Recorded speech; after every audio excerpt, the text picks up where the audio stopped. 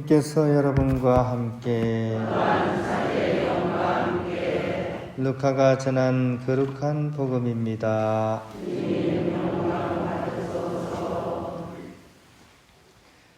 그때 예수님께서 예리코에 들어가시어 거리를 지나가고 계셨다. 마침 거기에 자케오라는 사람이 있었는데 그는 세관장이고 또 부자였다. 그는 예수님께서 어떠한 분이신지 보려고 애썼지만 군중에 가려 볼 수가 없었다. 키가 작았기 때문이다. 그래서 앞질러 달려가 돌무화과 나무로 올라갔다. 그곳을 지나시는 예수님을 보려는 것이었다. 예수님께서 거기에 이르러 위를 쳐다보시며 그에게 이르셨다. 자케오야, 얼른 내려오너라. 오늘은 내가 내 집에 머물러야 하겠다. 자케오는 얼른 내려와 예수님을 기쁘게 맞아들였다. 그것을 보고 사람들은 모두 저희가 죄인의 집에 들어가 묵는군 하고 투덜거렸다. 그러나 자케오는 일어서서 주님께 말하였다. 보십시오, 주님. 제 재산의 반을 가난한 이들에게 주겠습니다. 그리고 제가 다른 사람 것을 횡령하였다면 네 곱절로 갚겠습니다. 그러자 예수님께서 그에게 이르셨다. 오늘 이 집에 구원이 내렸다. 이 사람도 아브라함의 자손이기 때문이다. 사람의 아들은 이런 이들을 찾아 구원하러 왔다. 주님의 말씀입니다. 오늘 이독사 하신 자매님이 아주 수고를 많이 하셨죠. 독서만 한 게 아니라 할렐루야까지 이렇게 하셨습니다. 오늘 전례부 팀이 성지순례가 하시는 날이어서 그래서 지금 오전에 이제 강복을 드리고 버스를 타고 성지순례를 지금 하고 계십니다. 그래서 아무튼 오늘 좋은 성지순례 하고 오셔서 더욱더 이렇게 좋은 전례 이렇게 생활 이어가셨으면 하는 그런 마음을 이렇게 가져봅니다. 할머니 수녀님이 한 분 있었어요. 근데 아주 이제 잘 사신 분이에요. 그런데 연세가 드셔서 살짝 치매가 드신 겁니다. 그래서 이제 치매가 드시면서 완전히 아기 같아졌어요. 그래서 이제 다른 수녀님이 그 수녀님한테 살짝 장난을 치기도 해요. 어떻게 장난을 치냐? 할머니 몇 살? 할머니가 뭐라 그럴까요? 한 살. 한술 더 떠서 또 장난을 칩니다. 그러면 언제 태어났어요? 할머니가 뭐라 그럴까요? 오늘. 한 살이고 오늘이라는 얘기인데 치매가 오셔서 그렇기도 한데 또 한편으로는 이게 뭔가 의미가 깊은 얘기죠. 수두자의 삶은 늘 새롭게 태어나서 꽃처럼 살아가는, 꽃을 피우며 살아가는 삶이라고 할 때 이 치매 드신 할머니 스님의 이야기가 얼마나 깊이 있는 말씀입니까? 오늘 새롭게 태어나서 내가 새롭게 살아간다 하는 의미니까 말입니다. 그리고 사실 이 할머니 스님만 해당되는 게 아니라 우리도 사실 오늘밖에 없습니다. 내일을 기약할 수 없죠. 그죠? 그래서 오늘이 사실 우리에게 제일 중요한 것입니다. 어제는 지나간 것이고 또 당연히 다가올 것이다 우리가 생각하는 내일도 어느 누구도 기약을 할 수 없는 거 아니겠습니까? 제가 미사 전에도 말씀드렸지만 그 이태원에서 그런 일이 벌어질 줄 누가 알았겠습니까? 이거는 뭐 가늠을 할 수가 없어요. 이건 뭐 가해자도 따로 없고 그죠? 희생자도 따로 없는 겁니다. 그죠? 그 이제 마스크를 이제 벗고 이제 축제를 벌인다고 이제 할로윈 축제 아닙니까? 그죠? 우리 민속 고유의 행사는 아닌데 거기다가 이제 어떻게 보면 돈을 벌기 위한 상술도 그 안에 들어가 있고 또 젊은이들로 하여금 막 자기 막 즐거운 이 한 시절을 행복하게 보낼 수 있도록 이제 축제를 통해서 이제 발산하도록 했던 거죠. 그런데 이제 젊은 사람들이 확 모인 데다가 갑자기 유명 인사가 한 사람 나타났나 봐요. 유명한 연예인이 나타났겠죠. 그러니까 그걸 서로 보려고 막 사람이 막 몰리다가 이제 앞에 사람이 이제 넘어지고 그 뒤에 사람들은 그 무게 때문에 그냥 밟고 그냥 지나가 버리는 그런 참사가 벌어져서 그 애꿎은 청춘들이 그 150명 가까운 그런 젊은이들이 이 세상을 떠났습니다. 병원이 모자랐죠, 지금. 그죠? 지금도 계속 병원에 있으니까 희생자가 더 나올 수도 있는 그런 상황입니다.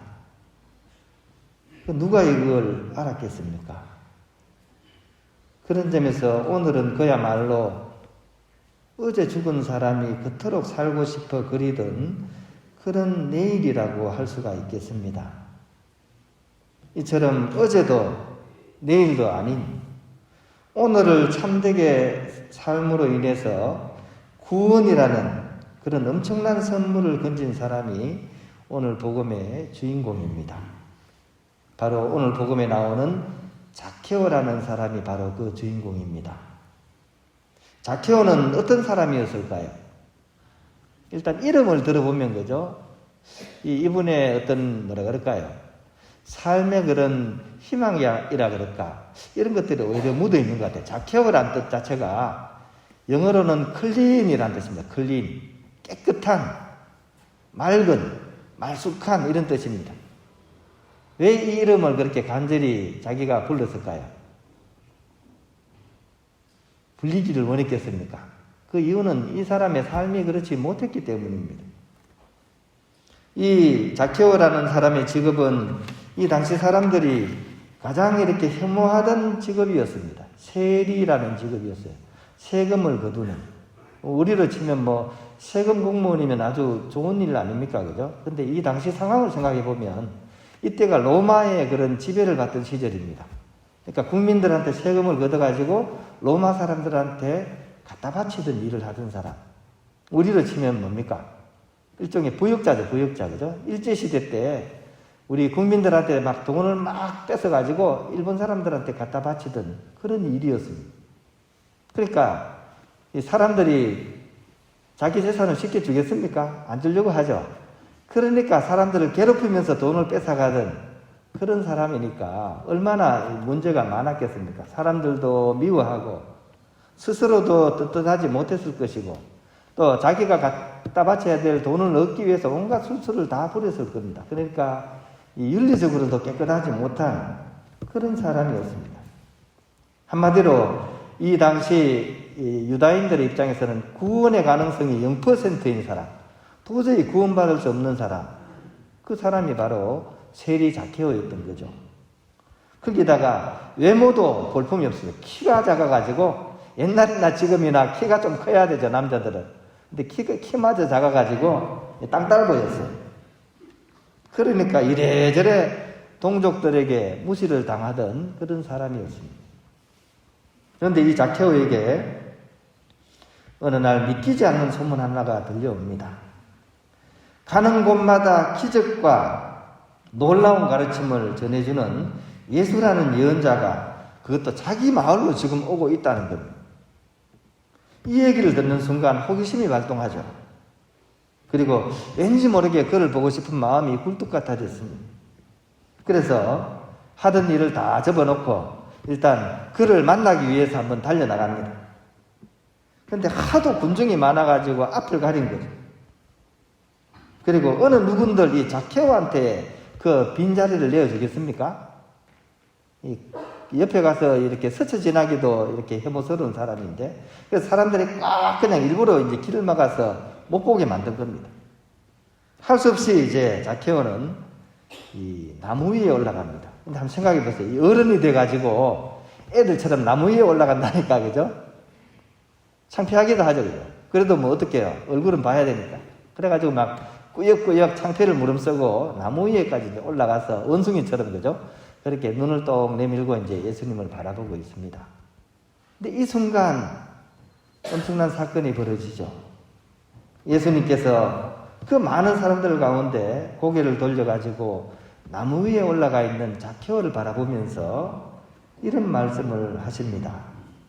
오늘 내가 자네 집에서 하룻밤 신세 좀 졌으면 좋겠네. 이 예수님의 초대를 자케오가 받아들이면서 자케오 집에는 이전과 다른 전혀 새로운 하루가 다가오게 됩니다.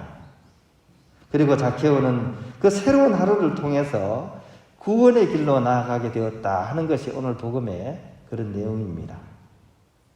자케오의 집에는 과연 어떤 일이 벌어진 것일까요? 루카복음 18장 24절에 보면 그죠? 이런 내용이 나오죠. 돈 많은 사람이 하늘 날아가기는 낙타가 바늘구멍 빠져나가기보다 이렇게 더 어렵다라고 기록되어 있는데, 오늘 자케오의 집에서는 바로 낙타가 그죠? 바늘길을 통과하는 그 사건이 벌어지게 됩니다. 예수님께서 자네 어떻게 해라 한마디도 말씀 안 하셨습니다. 그런데 자케오 스스로 자기 재산의 반을 가난한 사람들에게 다 나누어주고, 혹시나 자기가 남한테 덩친 게 있다면 네 곱절로 갚아주겠다고, 이건 완전히 자기 스스로 파산선언하는 거죠. 그죠?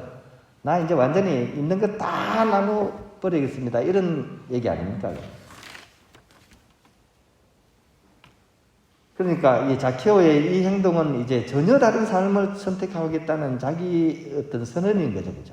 나는 이제 이렇게 살지 않고 이제 구원의 삶을 살겠다는 그런 자케오의 결심이 이 말씀 속에 들어가 있는 거죠. 이 모든 놀라운 일의 핵심 포인트가 과연 어디에 있겠습니까? 오늘 저는 그것이 오늘이라는 말 속에 있다는 사실을 강조하고 싶습니다. 왜냐하면 자케오에게 주어진 그 놀라운 일이 바로 오늘이라는 이 짧은 한순간에, 그것도 반드시 오늘을 통해서 이루어지고 있기 때문입니다. 즉 예수님께서 오늘 그대의 집에 좀 머무르자고 했을 때 자케오는 미루지 않고 오늘 자신의 모든 문제들을 이렇게 해결했고, 또 그것을 통해서 구원을 얻을 수 있었기 때문입니다. 이러한 일은 오늘을 살아가는 우리에게도 똑같이 해당되는 그런 삶의 진리에 해당합니다. 구원은 결코 내일 하는 것이 아니라 오늘 하는 것이기 때문입니다. 또한 그것은 거창하게 내 삶의 그런 껍데기가 왕창 변하는 것을 요구하는 것이 아니라 단지 내 마음속 심지가 변화를 하는 것을 의미하기 때문입니다. 자케오가 무엇이 변했습니까? 복음서는 이후에 자케오의 그것에 대해서 얘기하지 않습니다. 뭐 직업을 바꿨다 이런 거 나오지 않습니다. 세리였죠. 아마도 여전히 세리였을 것입니다. 하지만 이제는 다른 세리가 된 거죠. 이제는 의로운 세리가 된 것입니다. 바로 그렇게 됨으로써 자케오는 죄인의 탈을 벗어버리고 이제 구원의 길로 이렇게 나아가게 된 것입니다. 이처럼 중요한 것은 오늘 가지는 우리의 마음이라고 하겠습니다. 키 작은 자케오가 그랬듯이 오늘 우리의 믿음과 오늘 우리의 선택이 우리의 삶을 좌우한다는 것, 그것을 우리가 꼭 기억했으면 좋겠습니다. 회개는 결코 나중이 없습니다.